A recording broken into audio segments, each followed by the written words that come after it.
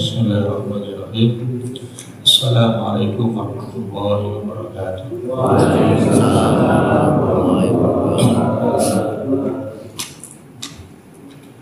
Alhamdulillah, nahmaduhu wa nasta'inuhu wa nastaghfiruh wa na'udzu billahi min shururi anfusina wa sayyiati a'malina.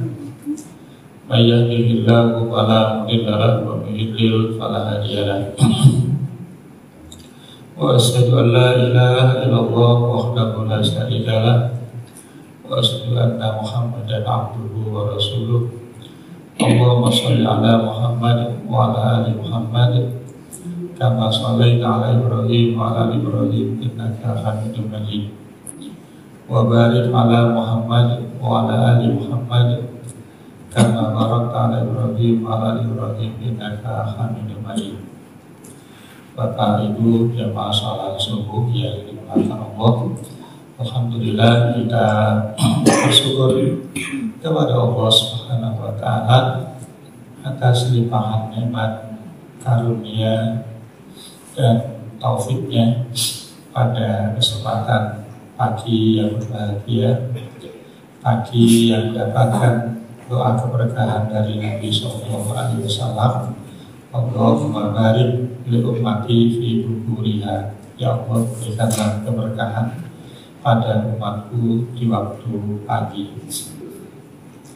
Bapak Ibu yang dimuliakan Allah Subhanahu wa Ta'ala, kita melanjutkan pelajaran kita kaitannya tentang dasar, prinsip dasar Islam menurut Al-Quran dan As-Sunnah As-Sahih. Dasar, prinsip dasar. Dalam buku pegangan kita disebutkan ada 14 prinsip dasar, prinsip dasar yang harus diketahui oleh kita semua. Kita akan pelajari satu demi satu, bertahap proses, dan kita sampai kepada 14 prinsip ya, dari mensyukuri nikmat Allah Subhanahu wa Ta'ala, kemudian sampai kepada akhlak ahli sunnah wal jamaah. Ini pembahasan yang memang sifatnya umum. Kita semua insyaallah sudah memahami, tapi minta kita mengingatkan, ya, mengulang kembali, maka itu tidak ada masalah, karena mengikuti firman Allah Subhanahu wa Ta'ala, wa dzakir fa inna dzikra tanfa'ul mu'minin. Jadi nasihat itu tidak lekang dengan waktu. Nasihat itu tidak lekang dengan keberadaan kita. Nasihat tidak lekang dengan gelar kita. Siapa saja itu pasti butuh nasihat.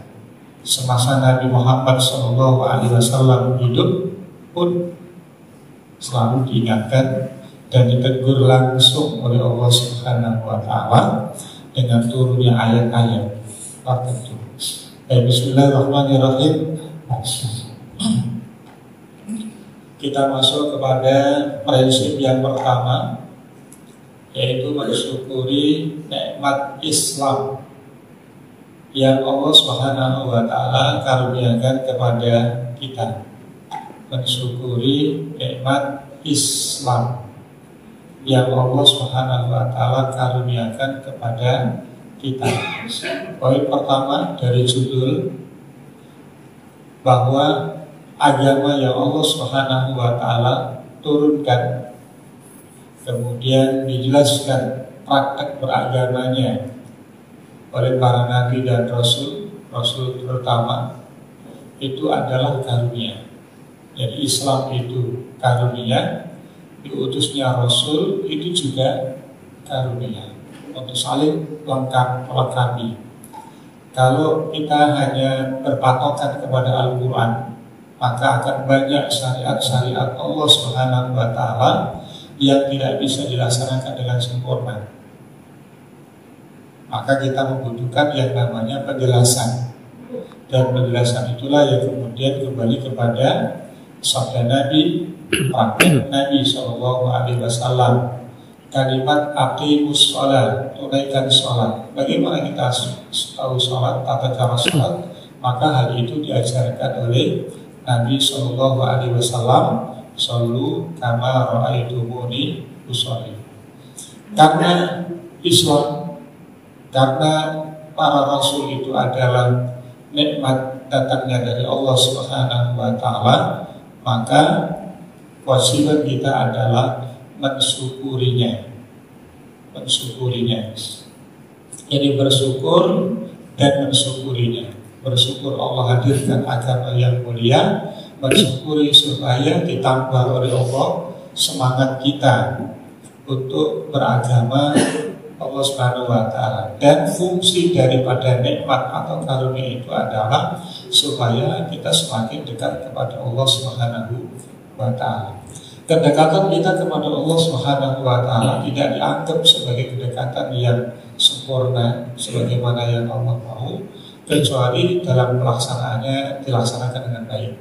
Ya, seperti sholat itu kan syariat Allah. Alhamdulillah kita diberikan karunia syariat sholat. Apa tujuan sholat? Tujuannya adalah supaya kita semakin dekat kepada Allah Subhanahu wa Ta'ala. Mudah-mudahan dengan lewat sholat yang kita laksanakan menjadikan kita semakin dekat kepada Allah Subhanahu wa Ta'ala. Dan itulah fungsi ibadah. Sejujurnya atau sejatinya, pada hakikatnya ibadah itu tujuan utama dalam rangka untuk supaya semakin dekat kepada Allah Subhanahu wa Ta'ala.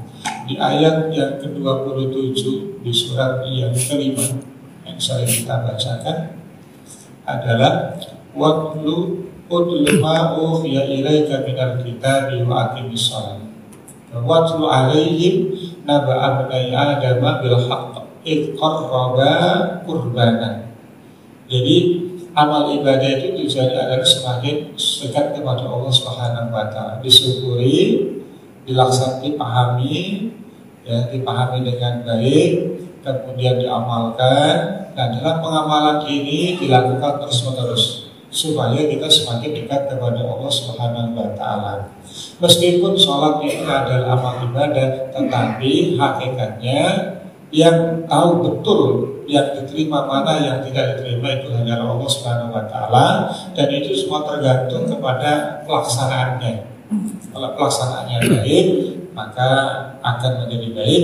Kalau pelaksanaannya tidak baik, maka tidak baik pula. Itulah yang disampaikan oleh Nabi SAW. Awwalu ma yuhasabu bil abdu yaumal qiyamati as-salat. Urusan manusia pertama kali yang akan dihisab oleh Allah itu adalah masalah salat. Wa in salahat salaha sa'iru amalihi. Kalau salatnya baik, maka urusan yang lain diperbaiki oleh Allah Subhanahu wa Ta'ala. Wa in fasadat sa'iru amali. Kalau salatnya tidak baik, maka urusan yang lain juga tidak baik pun dalam agama Islam. Kalau Islamnya baik, maka urusannya akan diperbaiki oleh Allah Subhanahu wa Ta'ala. Kalau praktek keislamannya tidak baik pun akan disusahkan oleh Allah Subhanahu wa Ta'ala. Bukankah masyarakat jahiliyah para sahabat ya, yang notabene adalah orang yang berbuat syirik kepada Allah Subhanahu wa Ta'ala, kemudian masuk Islam, maka semuanya digugurkan. Ya, dosa-dosa sebelum masuk Islam digugurkan seperti kawalatun ummi, seperti dia anak yang baru lahir. Lalu kemudian dia semangat dan lebih baik daripada sebelumnya, maka itu adalah karunia Allah Subhanahu wa Ta'ala. Ini tujuannya seperti itu. Dan bismillahirrahmanirrahim, kita lihat dalil pertama di dalam kitab buku kita ini. Pada bab pertama tentang mensyukuri nikmat Islam. Sekali lagi kita camkan bahwa Islam itu adalah nikmat, bukan menyusahkan. Ya. Seperti Al-Quran Allah turunkan itu adalah nikmat. Ya. ma anzalna 'alaikal Qur'ana litashqa. Allah turunkan Al-Quran itu bukan supaya orang menjadi rusak. Allah turunkan Al-Quran kepada Nabi Muhammad SAW itu tujuannya bukan supaya Nabi Muhammad itu tambah gak baik. Jadi dengan turunnya Al-Quran, dengan turunnya agama menjadikan kita jauh lebih baik. Karena perbandingannya jahiliyah dengan Islam. Jahiliyah itu kan gak karuan Bapak Ibu sekalian, gak karuan, betul gak karuan. Contoh yang lain, bahwa sekali lagi kami ingin menggambarkan tentang sebuah karunia. Agama Allah itu karunia yang membuat peralihan antara tidak baik menjadi baik. Ya. Contoh agama Islam secara umum yang Allah wahyu dari Allah Subhanahu Wa Taala atau agama dari Allah, ya, secara umum dari nabi ke nabi. Kita ambil contoh Nabi Lut, kaum Nabi Lut. Kaum Nabi Lut itu dijelaskan oleh Allah Subhanahu Wa Taala di surat ke-7 ayat ke-80, 81. Ya. Atau nanti juga disebutkan di surat Al-Ankabut yang menjelaskan bagaimana perilaku mereka. Ya. Wa Lutan idh qala liqaumihi atatuna al-fahishata ma sabaqakum biha min ahadin al-alamin. Nabi Lut alaihi wasallam mengingkari amalia perbuatan kebiasaan yang dilakukan oleh kaumnya. Apakah kalian tidak melakukan satu perbuatan fahisyah? Perbuatan fahisyah ini belum pernah dilakukan oleh umat sebelumnya. Jadi Nabi Adam sampai kepada Nabi Lut baru terjadi ini. Itu baru terjadi. Nah, apa di antara bentuk amalan-amalan atau perbuatan-perbuatan kebiasaan-kebiasaan yang dilakukan oleh kaum Lut? Banyak ulama kemudian menyebutkan salah satu di antaranya adalah LGBT. Yang kedua adalah kalau mereka berada di satu tempat perkumpulan, jadi mereka punya tempat perkumpulan, entah perkumpulan khusus atau perkumpulan yang sifatnya berada di gapura. Kan kalau di kita itu, kalau di gapura itu biasanya ada namanya kampleng, pos kampleng ya, pos kampleng. Dan ibaratkan seperti pos kampleng yang berada di gapura, tempat masuk ke suatu tempat ke negeri. Nah, mereka biasa berkumpul di situ dan masing-masing membawa mangkok, isinya kerikil. Setiap ada orang luar kampungnya masuk ke tempat itu, maka mereka akan melemparkan batu kepadanya. Kepada siapa ya batu ini mengena, maka sang pemilik batu itu boleh mensodori orang tersebut. Ya, baik dengan sembunyi-sembunyi ataupun terang-terangan, bahkan di tempat itu juga. Kemudian yang kedua, kalau mereka berada di majelis itu suka kentut yang disengaja. Kalau punya tik-tak-tik itu kayak gitulah.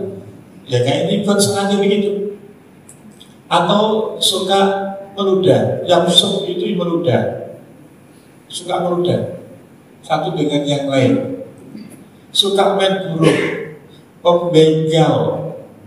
Bahkan tidak salah kalau ada wanita dipaksa untuk nikah dengan dia, harganya cuma 3 dirham, gak sampai 100.000.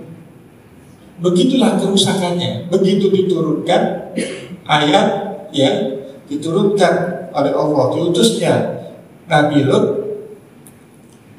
Kalau seandainya mereka mengikuti Nabi Lut, maka mereka akan mendapatkan kebahagiaan dan tidak akan dianggap oleh Allah Subhanahu Wa Taala.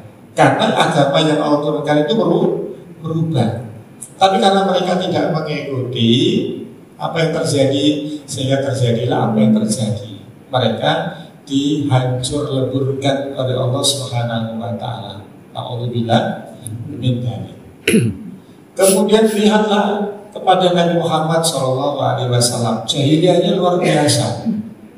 Namanya pekerjaan kerampok itu hal yang biasa. Makanya ketika ada perbaikan Ka'bah, itu uangnya nggak cukup. Karena yang diminta oleh Abu Thalib itu adalah harta yang paling halal. Coba bayangkan, yang paling halal, paling halal.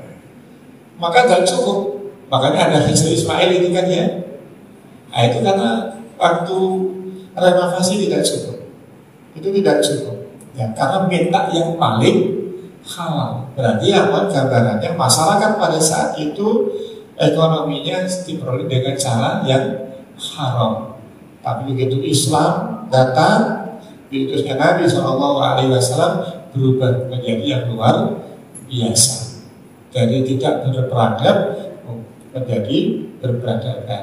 Kapan Islam disebarkan, maka tempat itu menjadi sangat mulia. Pun demikian bagi kita, Bapak Ibu sekalian. Tidak cukup dengan bangga kami telah Islam, wa nahnu muslimin tadi disebutkan di ayat-ayat yang disebutkan oleh Imam kita. Tidak cukup mengaku sebagai seorang muslim, tapi harus ada bukti. Nah, bukti itu terus berlaku sampai dia diwafatkan oleh Allah SWT dalam keadaan muslim. Sehingga ketika saat nanti menghadap Allah SWT ada keislamannya. Ya, wala tamutunna illa wa antum muslimun. Itu bukti ya, yang dalil yang mendasari bahwa keislaman itu perlu dibuktikan. Ucapan kami seorang muslim itu perlu dibuktikan dengan kepasrahan diri kepada Allah Subhanahu wa taala. Baik, surat Al-An'am surat ke-6 ayat 125.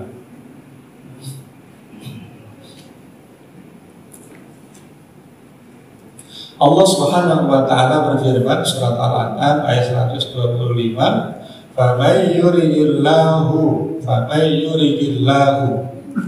siapa saja yang dikehendaki oleh Allah." Nah, siapa saja yang dikehendaki oleh Allah Subhanahu wa taala, ayyahdiyahu yashrah sadrahu lil Islam. Maka Allah Subhanahu wa taala akan membukakan hatinya untuk menerima Islam. Ya. Jadi kali lagi, kalau Allah mengendaki hambanya ya, mendapatkan hidayah, maka Allah akan bukakan hatinya untuk menerima agama Islam. Wa may yurid an yudillahu yaj'al sadrahu dhayyiqan harajan ka'annama yas'adu fis sama. Dan sebaliknya, barang siapa yang dikehendaki oleh Allah untuk menjadi sesat, maka Allah Subhanahu wa taala akan menjadikan dadanya sempit dan sesak, seakan-akan dia sedang menaiki langit. Semakin tinggi semakin menyesatkan. Kadzalika yaj'alullahu ar-rijsa 'alal ladzina la yu'minun. Nah, endingnya demikianlah Allah Subhanahu wa taala menimpakan siksa kepada orang-orang yang tidak beriman. Ya, tidak beriman. Tidak menerima dan tidak siap kepada menerima Islam. Dan Bapak Ibu sekalian yang dimuliakan Allah Subhanahu wa taala, poin pertama dari ayat ini adalah kaitannya tentang hidayah. Tentang apa? Hidayah. Tulis hidayah.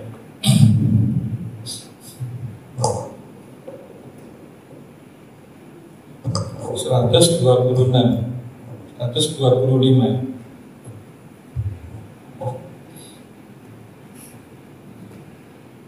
Surat 7 125.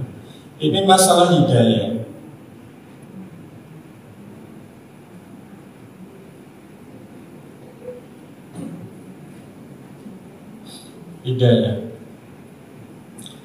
Hidayah itu hak prerogatif Allah. Ya. Hidayah itu hak prerogatif Allah. Siapa yang Allah kehendaki mendapatkan hidayah, pasti terjadi, meskipun manusia tidak suka.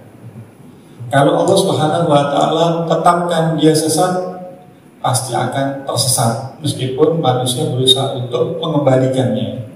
Itu hak prerogatif Allah Subhanahu wa Ta'ala. Manusia hanya bisa berusaha untuk melakukan satu tindakan-tindakan yang akan menjadikan sebab dengan melakukan itu hidayah akan turun.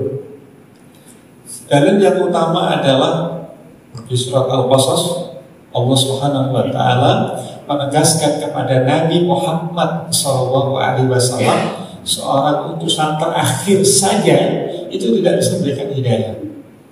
Tidak bisa memberikan hidayah kepada sama pamannya Abu Thalib. Ya, innaka la tahdi man ahbabta walakinallaha yahdi man yasha. Sesungguhnya Muhammad engkau tidak mampu memberikan hidayah. Nah, pertanyaannya Bapak Ibu sekalian adalah hidayah apa yang dimaksud dalam ayat ini? Yang dimaksud adalah hidayah taufik. Hidayah taufik. Hidayah taufik itu adalah hidayah yang diberikan oleh Allah untuk mengembalikan seseorang kepada fitrahnya. Ya, fitrahnya. Dan ternyata apa yang terjadi? Papanya tidak menerima, sehingga dia meninggal dalam keadaan kufur. Dan yang unik, Bapak Ibu sekalian, kalau Allah Subhanahu wa Ta'ala memberikan hidayah, taufiknya, menggerakkan seseorang untuk melakukan sesuatu, maka Allah Subhanahu wa Ta'ala akan mudahkan jalannya. Jadi hidayah taufik itu ada jalannya. Hidayah taufik akan ditemukan jalannya, akan Allah mudahkan. Ya. Dalam hadis Nabi SAW bahwa Rasulullah SAW bersabda, semakna dengan ayat ini adalah idza aradallahu bi'abdin khairan. Kalau Allah Subhanahu wa Ta'ala menghendaki hambanya satu kebaikan, ingat satu kebaikan, ista'malahu, maka Allah akan mudahkan jalannya. Ya, contoh, kita mendapatkan satu pemahaman amalan, oh ini baik, ini baik, ini baik. Ternyata kita punya keinginan kuat untuk melaksanakan dan menjalankannya, dan mampu menjalankannya, itu pertanda bahwa kita mendapatkan taufik dari Allah Subhanahu wa Ta'ala. Maka bersyukurlah saat itu juga. Nah, ketika Nabi SAW menyampaikan ista'malahu, Allah akan mudahkan jalannya. Jadi Allah itu berkehendak juga kasih jalan. Ya, Allah menginginkan kebaikan, Allah juga memberikan jalannya. Maka para sahabat kemudian mengatakan, kaifa yasta'miluhu ya Rasulullah? Ya Rasulullah, apa yang kau maksud dengan kalimat yasta'miluhu? Allah akan mudahkan jalannya. Maka Nabi SAW menjawab, yuwaffiquhu, Allah akan berikan taufik. Jadi yang menggerakkan, yang memudahkan, yang melancarkan, yang memberikan keamanan, kenyamanan, bahkan sampai kepada ketuntasan dalam ibadah, itu datangnya dari mana? Dari Allah Subhanahu wa Ta'ala. Yuwaffiquhu li'amalin sholihin. Allah tidak, nah ini Allah. Bahasa hadis itu luar biasa, bahasa Quran.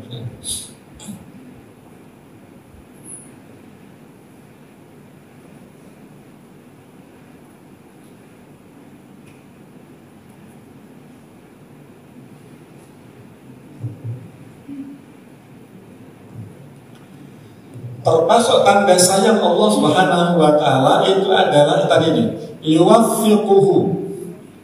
Artinya Allah mudahkan, Allah kuatkan, Allah mampukan, bahkan sampai tuntas. Apanya? Li'amalin salihin, untuk melakukan satu amal soleh. Yang Allah mau bukan sekedar amalan saja, Bapak Ibu sekalian. Bukan sekedar amalan saja, tetapi amal soleh. Ada maksud yang sangat luar biasa ketika Allah Subhanahu wa ta'ala mudahkan kita bisa sholat. Sholat ya, zakat, puasa, infak, sedekah. Jangan sampai sholat itu sekedar amalan saja, bukan amal soleh. Bisa dipahami ya? Artinya jangan sampai sholat yang kita kerjakan hanya sekedar gugur kewajiban sehingga tidak menjadi amal soleh. Ngaji kita, taklim kita jangan sampai sekedar gugur kewajiban hanya dapatnya duduk capek, tidak mendapatkan nilai pahala. Kalau apa? Kalau bukan diniatkan karena Allah Subhanahu wa ta'ala. Itu ya, begitu ya. Karena yang Allah mau dengan taufik yang Allah berikan ini adalah menjadi amal soleh.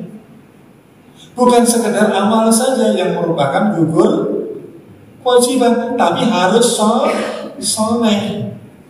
Makanya yang Allah mau nanti ketika menjadi amal soleh itu nanti sebagai bekal, ya, sebagai bekal saat nanti menghadap Allah Subhanahu wa ta'ala. Ayat yang umum kita hafal adalah faman kana yarju liqa'a rabbih falyamal amalan salih. Bukan sekedar amal saja, tapi juga amal saleh. Maka dalam prakteknya Allah memberikan suatu perumpamaan. Ada orang yang sholatnya benar menjadi amal saleh, ada amal sholat yang sekedar gugur kewajiban. Allah sampaikan itu, ya. Maka apa contohnya? Contohnya adalah sholatnya orang mukmin dan sholatnya orang munafik. Sholatnya orang mukmin itu pasti dikerjakan dengan baik. Ada syarat rukun, khusyuk, itu semua dipenuhi dengan baik. Meskipun setiap orang memiliki kemampuan yang berbeda satu dengan yang lain. Tetapi ada orang sholatnya orang munafik. Apa itu? Wala ya'tuna sholata illa wa hum kusala, yang sifatnya adalah sekedar gugur kewajiban. Nah, kalau sekedar gugur kewajiban berarti hanya sekedar amal saja, tidak menjadi amal soleh. Dan ini tentu tidak menjadi bekal saat nanti menghadap Allah. Tapi sholatnya orang muttaqin itu mesti menjadi amal soleh. Maka pertanyaannya adalah sholat selama 60-70 tahun ini kira-kira menjadi amalan saja atau menjadi amal soleh? Yang menjadi amalan saja berapa persen? Yang menjadi amal solehnya berapa persen? Kalau umur usia 60%, ada 40, 60 ya. Yang 40 katakan amal saja, 60 amal soleh, ya, maka hanya yang di bawah saat menghadap Allah adalah yang 60% saja. 40 dihisab. Hisabnya di mana? Kalau seandainya harus dihisab di neraka, satu harinya sama dengan 1000 dikali 40%. Kira-kira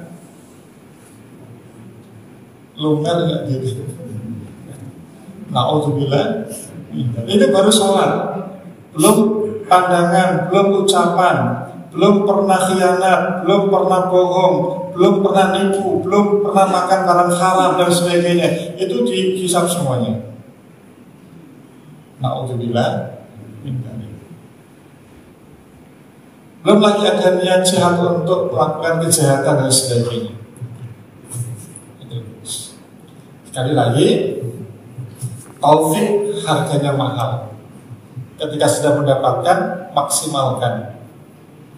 Ya, bisa sholat, maksimalkan sholat menjadi amal sholat. Bisa berinfak, maksimalkan infaknya betul menjadi amal sholat. Bisa haji, maksimalkan supaya bisa menjadi amal sholat.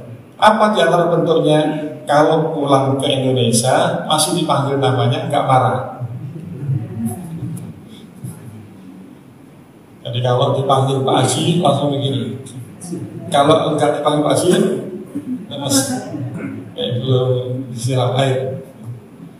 Ya. Tapi nggak ada yang cemburu kalau umroh nggak dipanggil Pak Umroh.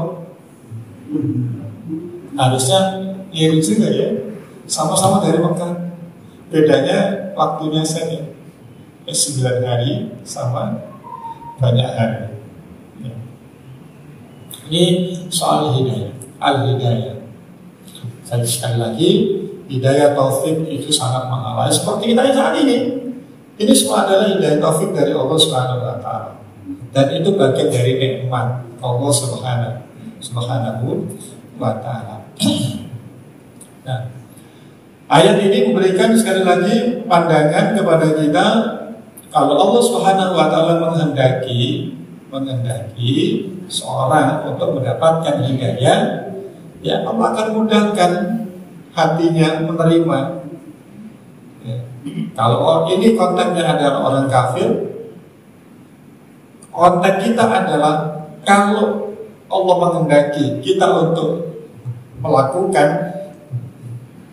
memberikan hidayah untuk melakukan satu amal soleh, maka Allah akan mudahkan. Wa may yurid ayyudillahu yaj'al sadrahu dayyqan harajan. Tapi sebaliknya, kalau Allah tidak menghendaki orang kafir, orang musyrik untuk masuk Islam, maka Allah akan jadikan hatinya sempit, susah menerima. Nah, sempitnya ini, Bapak Ibu sekalian, sempitnya itu pertama dari dipandang bahwa agama itu dipandang dengan rasional, pandang dengan akal, masuk akal atau tidak. Yang kedua, yang membuat hati sempit untuk menerima Islam atau untuk melaksanakan amal saleh itu adalah perhitungan. Kalau saya melakukan amal ini kira-kira dapat apa? Kalau saya begini, apa yang saya dapatkan? Kalau saya seperti ini, apa yang saya dapatkan?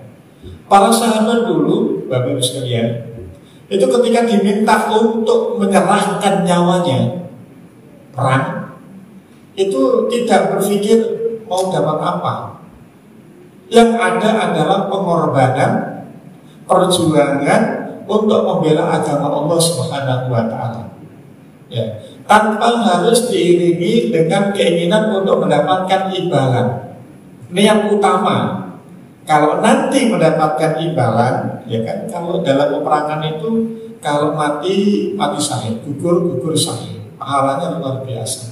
Kalau menang, hidup mulia, dapat ghanimah dan sebagainya.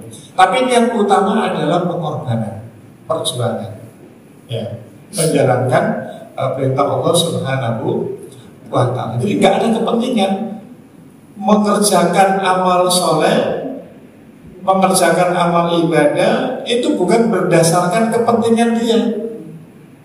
Kalau ada seorang yang beramal soleh, kemudian atas dasarnya itu adalah atas dasar kepentingan, manfaat atau tidak manfaat yang mendorong dia untuk melaksanakan amal itu, maka Allah Subhanahu wa Ta'ala mengkelompokkan model orang yang beramal ibadah seperti ini, itu adalah khasirat dunia wal akhirah, rugi dunia dan akhirat. Itu ada di surat Al-Hajj, surat yang ke-22, ayat yang ke-11. Jadi Allah isyaratkan di sana ada orang yang modelnya ibadah itu dasarnya adalah kepentingan. Ya. Ada undangan ini dan itu apa ini? Apa yang saya dapatkan? Nah, kira-kira flashback untuk saya apa? Ya. Padahal itu adalah perintah Allah, itu adalah amal soleh. Di surat Al-Hajj ayat yang ke-11, Allah Subhanahu wa Ta'ala berfirman, wa minan nasi may ya'budullaha ala harfin. Ada orang yang gemar ibadah, sudah dihadirkan amal-amal soleh, sudah dibuka peluang itu oleh Allah Subhanahu wa Ta'ala, tapi saat melaksanakan itu dia berpedoman, berprinsip, hitung-hitungan, ya, kepentingan duniawinya. Dari mana kita tahu? Lanjutkan ayatnya, fa'in asabahu khairun itma'an nabi. Kalau amal soleh yang ia kerjakan memberikan manfaat untuk dirinya, memberikan kebaikan untuk dirinya, ada yang dimau, itma'an nabi, artinya tenang, senang, nyaman. Luar biasa. Kok luar biasa? Ya karena saya mendapatkan ini dan itu. Begitu saya lakukan amalan ini, langsung mendapatkan apa yang kita mau. Dan Ibnu Abbas radhiyallahu anhu menyatakan hal itu. Ada kaum, ada kepala satu suku datang ke Madinah, datang ke Madinah. Kemudian masuk Islam. Begitu pulang, beberapa saat kemudian ternaknya berkembang biak, tanamannya panen terus, ya. Penduduk, istri-istri mereka melahirkan anak laki-laki. Zaman itu anak laki-laki sangat luar biasa. Makanya ada satu doa pengantin baru zaman jahiliyah yang tidak dibolehkan. Birrifa wal banin. Semoga panjang umur dan banyak anak ya, banyak laki-laki itu nggak boleh ternyata. Itu nggak boleh. Itu termasuk kebiasaan orang-orang jahiliyah. Kenapa? Alasannya karena itu kepentingan duniawi saja. Ya, makanya diganti oleh Nabi barakallahu laka wa baraka alaika wa jama'a bainakuma fi khair. Tidak ada doa pengantin ya kecuali ini saja. Yang lainnya itu tambahan-tambahan saja. Jadi jangan sekedar mendoakan tentang dunia saja, tetapi juga harus keberkahan untuk dunia dan akhirat. Baik, jamaah sekalian yang dimuliakan Allah Subhanahu wa taala. Jadi ada orang yang beribadah ya, tapi niatnya, fondasinya adalah itu kan. Ya. Jadi fa'in asabal khairun itma'an nabi. Begitu dia melaksanakan amal ini ternyata mendapatkan ini. Seperti tadi contohnya tadi. Ya. Nah, setelah dia membuka kaum ini, ternaknya bagus, panen terus, tanam sawahnya, istrinya melahirkan anak laki-laki. Lalu dia mengatakan kepada kaumnya, hei kaumku, ayo masuk Islam. Ada apa dengan Islam? Nah, kalau sudah ada apa dengan Islam, apa yang diberikan oleh Islam, jadi sudah mulai hidup. Setelah saya masuk Islam disebutkan, kalau saya dapat ini. Akhirnya berbondong-bondong masuk Islam. Senang. Berarti motivasinya karena ada kepentingan. Setidaknya ada singgungannya, meskipun tidak murni. Lalu kemudian di satu ketika Allah uji dengan paceklik panjang, kemarau panjang. Nah, di saat menghadapi ujian ini, Bapak Ibu sekalian, kaumnya mengatakan apa-apaan ini Islam. Begitu masuk Islam kok rezekinya tambah ada saja masalah dan sebagainya. Padahal dulu sebelum masuk Islam aman-aman saja. Nah, ini potret gambaran ayat ini menggambarkan hal itu. Ada orang yang beribadahnya semangat, tapi karena ada kepentingan, begitu tidak mendapatkan kepentingan yang dimau, apa terjadi? Justru malah gak yakin dan sebagainya. Bapak sekalian, kita semua pasti pernah mengalami hal itu. Pernah mengalami kondisi-kondisi ibadah, kemudian rezekinya lancar. Tapi ada juga dari ibadah semakin semangat, ujiannya juga datang. Itu semua orang pasti pernah mengalami. Tapi kaidah dalam agama, sebagaimana sabda Nabi SAW adalah ajaran bi amril mu'min. Inna amrahu kullahu khair. Sungguh menakjubkan urusan orang mukmin, bahwa semua urusan orang mukmin itu sangat menakjubkan. Kalau dia mendapatkan nikmat, bersyukur. Kalau dia mendapatkan ujian, bersabar. Jadi apa ujiannya nikmat? syukur atau tidak syukur. Dan itulah yang dinyatakan langsung oleh Nabi Sulaiman. Qala hadza min fadli rabbi liyabluwani aashkuru am akfur. Ini semua adalah karunia Allah untuk uji saya. Orang saat ini bilang musibah adalah ujian saya. Tapi kalau mendapatkan nikmat, pernah nggak itu bilang ujian saya? Kalau mendapatkan nikmat, apa bilangnya? Alhamdulillah Pak ya. Seharusnya juga mengucapkan ini adalah ujian. Itulah yang disampaikan oleh Nabi Sulaiman. Kalau dihitung-hitung, karunia kita dengan karunia Nabi Sulaiman banyak mana? Karunia yang Allah berikan kepada Nabi Sulaiman dengan karunia yang Allah berikan kepada kita lebih banyak mana? Lebih banyak Nabi Sulaiman. Iya. Diberi paham bahasa binatang, nikmat. Kita bahasa gaul. Diberikan kemampuan bisa menguasai jin, kita menguasai pantai laut selatan. Itu adalah mitos. Diberikan kemampuan bisa memerintah awan untuk membawanya, kita merintah.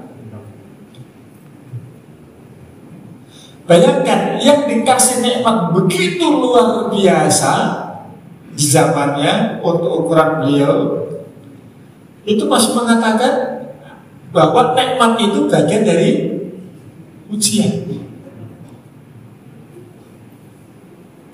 Kita ini belum, ya enggak lah ya. Kalau dikasih kekuasaan seperti Nabi Sulaiman enggak mungkin. Karena Nabi Sulaiman berdoa, jangan engkau berikan kekuasaan setelahku kepada nabi-nabi setelahnya. Enggak ada. Sampai Nabi Muhammad ketika minta pun beliau malu, karena sudah diminta oleh Nabi Sulaiman. Jadi enggak minta lagi, mintanya. Kita ini ya, dikasih nikmat seperti saat ini masing-masing. Belum sebesar Nabi Sulaiman.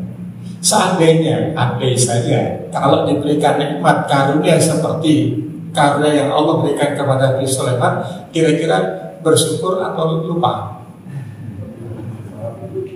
Bayangkan, dikasih kemampuan bisa memerintahkan awan, kira-kira mau apa Pak? Ayo awan. Diberikan kerajaan yang luas, betah luas, dengan tentara dari binatang, dari jin dan sebagainya. Dikasih kemampuan bisa menguasai jin. Kira-kira buat nyantet siapa?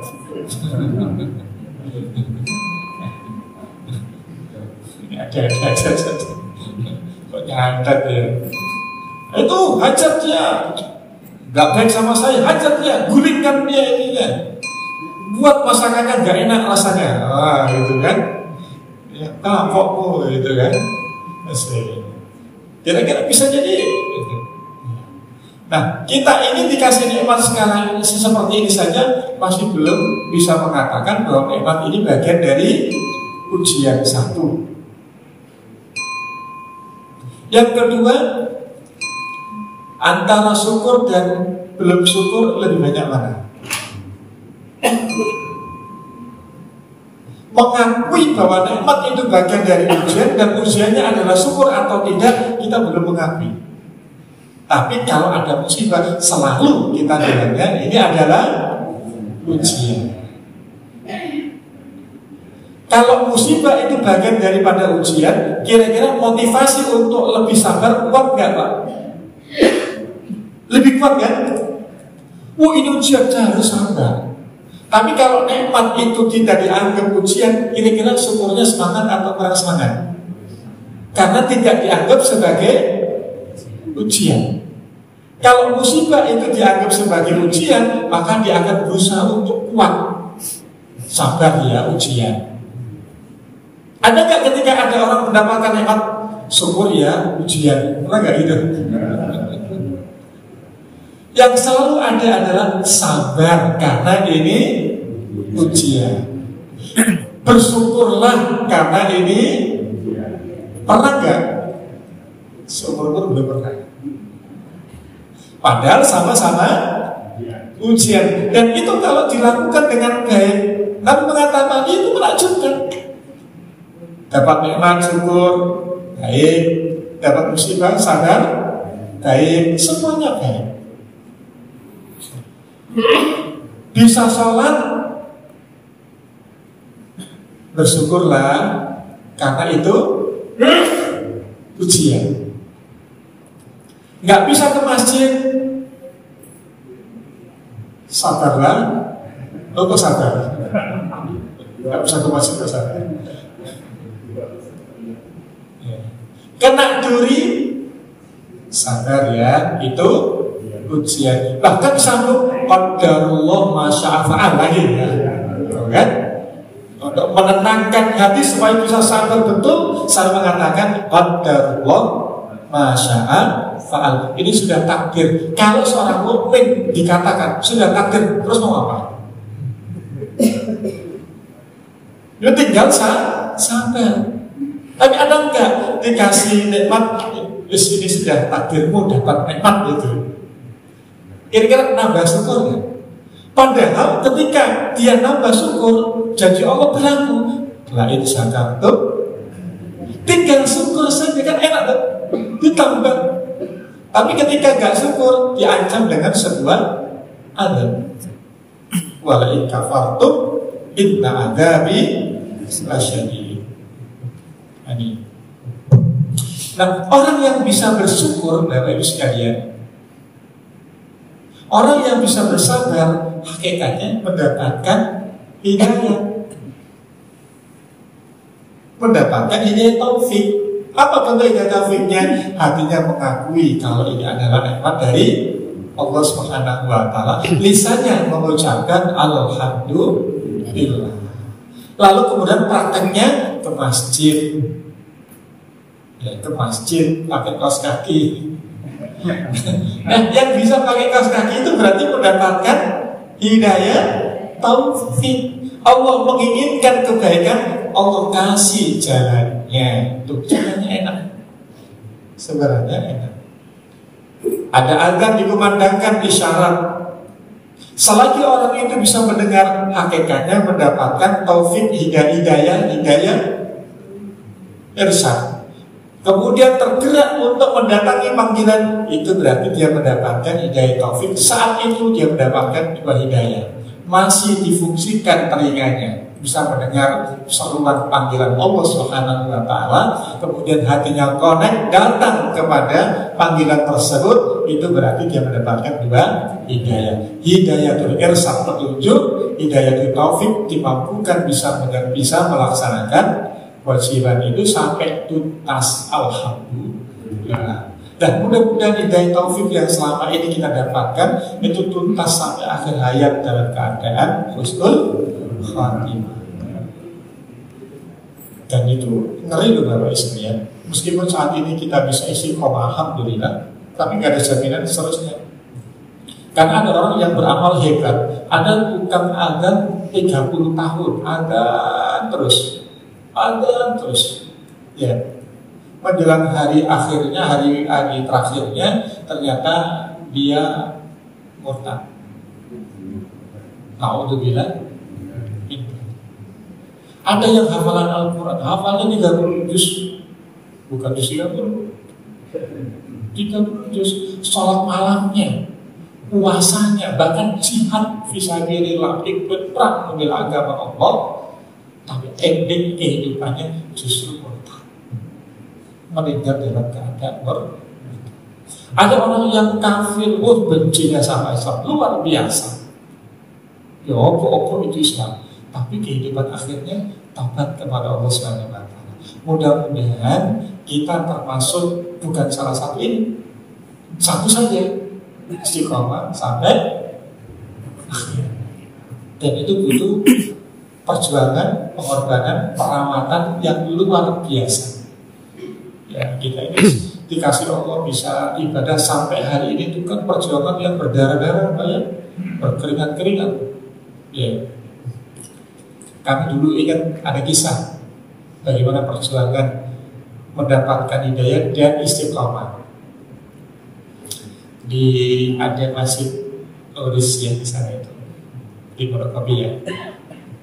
Habis ngaji, sebelum ngaji kami ketemu dengan seorang laki-laki. Udah ngaji berapa lama ikut taklim? Dia bolos. Alhamdulillah Ustaz, alhamdulillah berkat perjuangan istri saya. Ibu bergembira lah. Contohnya hari ini ibu yang berbahagia. Alhamdulillah Ustaz, dulu kok bisa begitu gimana? Ustaz, dulu saya itu paling benci dengan ngaji, benci dengan istri pakai baju, pakai apa? Jilbab yang panjang, ngapain sih panjang-panjang, brak-brak gitu kan. Apalagi pakai kaos kaki kayak gudikan aja. Apalagi kelihatan cerita cingkrang, kayak banjir saja. Itu bencinya luar biasa, gak suka. Kalau dipamitin ngaji-ngaji, udah ngaji sana. Tapi berkat kesabaran dia, berkat kegigihan dia, ternyata saya menemukan betul-betul nikmat di ngaji. Ibu berbahagia. Ibu yang di sana. Artinya untuk mendapatkan hidayah itu perlu perjuangan. Itu lama bertahun-tahun, Pak. Dan kita mungkin juga mengalami hal itu. Sebelum senang ngaji, sebelum senang ibadah, itu masih ada perjuangan, ada proses. Ya, ada proses. Sampai sekarang alhamdulillah diberikan istiqomah. Mudah-mudahan sampai akhir ya, dan Allah bukakan hati kita senang dengan ibadah untuk menambah taufik Allah berupa Islam. Ya, kita amalkan Islam itu dengan baik. Mudah-mudahan ini sampai. Jadi ini bab syukur, mensyukuri nikmat mendapatkan hidayah Islam. Terakhir sebagai penutup, ya, betapa kita harus mensyukuri punya Islam saja. Paling ini punya Islam saja, belum beramal. Itu digambarkan di surat Al-A'raf ayat yang kedua, Al-Hijr, Al-Hijr itu surat ke-15 ya. Ayat yang kedua. Jadi Islam, Allah hadirkan Islam itu nikmat. Belum lagi bisa amal ibadah di dalam itu lebih nikmat lagi. Jadi Islam saja. Itu digambarkan di surat Al-Hijr ayat yang kedua. Allah Subhanahu wa taala berfirman, "Rubbama yawaddul ladzina kafaru law kanu muslimin." Orang-orang kafir nanti di akhirat itu menyesal, berandai seandainya dulu waktu hidup di dunia menjadi seorang muslim. Jadi punya identitas muslim, menerima Islam sebagai agama itu adalah nikmat yang akan menjadikan dia tidak menyesal, tidak hanya di dunia tapi sampai di akhirat. Nah, penjelasan ayat ini disampaikan oleh Ibnu Abbas radhiyallahu anhu bahwa nanti dia di neraka itu ada kumpul. Ada orang mukmin, ada orang kafir. Ada orang yang beriman, ada orang kafir. Loh, kok bisa kumpul? Iya, karena di surga itu, kalau di surga itu permanen. Masuk, ya udah. Kalau di neraka, ini di neraka maksudnya, bukan di surga. Orang kafir, orang mukmin kumpul di neraka. Kalau di neraka ada yang permanen, ada yang tidak permanen. Nah, kasusnya adalah ketika mereka berkumpul. Nah, kemudian orang yang punya iman itu pasti akan dimasukkan ke dalam surga. Hanya saja perlu dibersihkan dulu. Ya. Ketika Allah Subhanahu wa taala mengangkat orang muslim ini, orang mukmin ini, diangkat, dipindahkan dari neraka ke surga, itu terlihat oleh orang kafir ini. Kemudian dia menyesal. Ya, seandainya dulu waktu di dunia menjadi seorang muslim, maka Allah akan selamatkan saya pada hari ini. Artinya Islam itu nikmat dunia yang bisa menyelamatkan, memberikan kebahagiaan di dunia, di alam kubur, sampai nanti di akhirat, sampai pada proses terakhir surga dan neraka.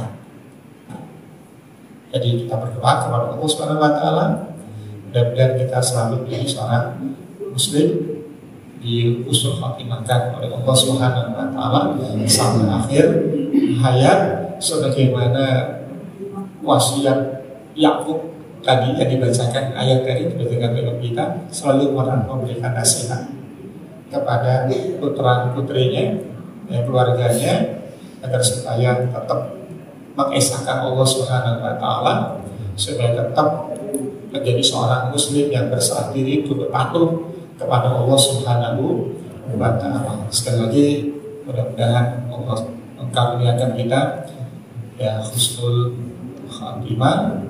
Mudah-mudahan kita diberikan kesabaran dalam proses berjuang, berkorban untuk mendapatkan hadiah terbaik, panggilan terbaik, ya ayat Tuhan nafsul mutmainnah irji'i ila rabbiki radiyatan mardiyah wadkhuli fi ibadi wadkhuli jannati, dan mendapatkan status seorang muslim dalam keadaan husnul khatimah. Rabbana taqabbal du'ana innaka antas samiul alim wa tub 'alaina innaka antat tawwabur rahim.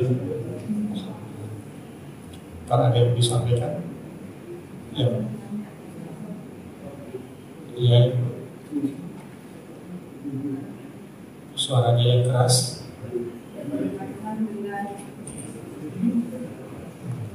Berkaitan